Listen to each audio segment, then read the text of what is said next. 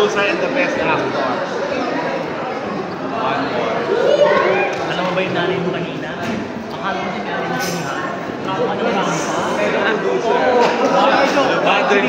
Nice to meet you, Angel. I just want to ask about this movie. Is this your first action movie? Well, action, hindi ko. I've been doing action naman, but this is my first full-length action film. I see this.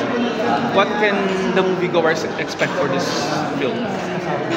Expect the unexpected because we really tried to make it different. We really Wow. tried to put heart into the story. Hindi lang siya nitty-gritty type of action. There's very much a lot of messages that we're trying to send out in this movie. So sana po maabangan nyo. Mapanood nyo po.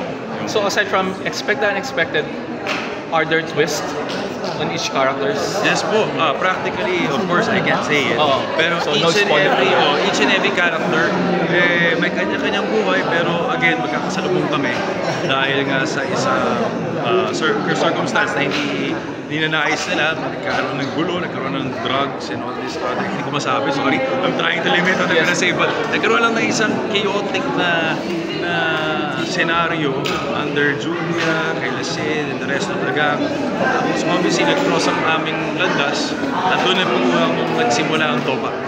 If you are to compare to Hollywood actor, who it would be?